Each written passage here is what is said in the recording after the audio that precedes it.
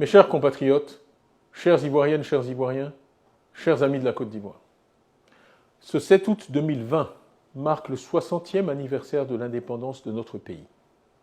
Ce n'est pas sans une certaine émotion que je me joins à vous pour célébrer ensemble le souvenir des combats et des victoires de nos pères.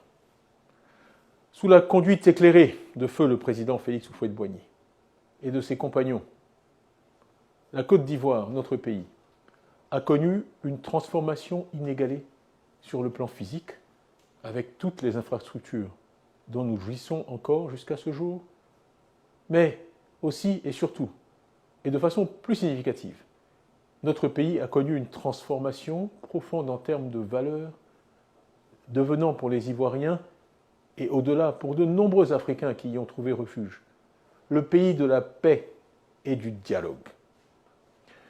Il faut bien dire que depuis le décès du président Houphouët-Boigny, notre pays a par moments traversé des périodes sombres où le recours à la violence semblait être devenu la règle. Malgré cela, je reste convaincu que les Ivoiriens, dans leur immense majorité, demeurent profondément attachés à ces valeurs de dialogue, de fraternité et de tolérance.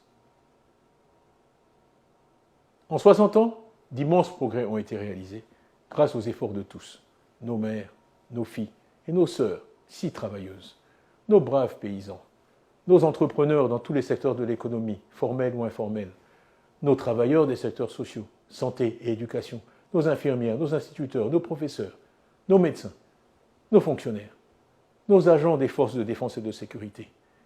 N'oublions pas nos élèves et nos étudiants qui sont notre avenir, nos leaders religieux, nos ingénieurs, nos journalistes, nos artistes, qui contribuent tant à notre identité et au rayonnement de notre culture.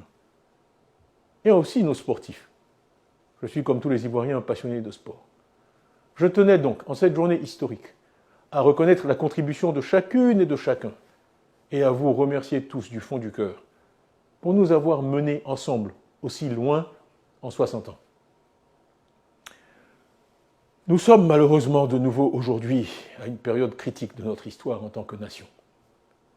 Et nous devons, comme nos aînés l'ont fait avant nous, trouver dans nos valeurs éternelles d'union, de paix et de dialogue la force et la détermination nécessaires pour relever les nouveaux défis auxquels nous sommes malheureusement confrontés.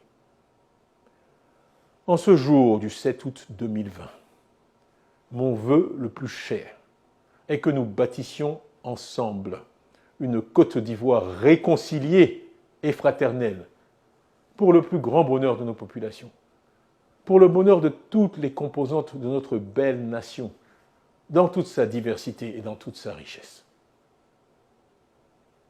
Ensemble, nous gagnerons les combats qui nous attendent et remporterons de nouvelles victoires pour les générations futures.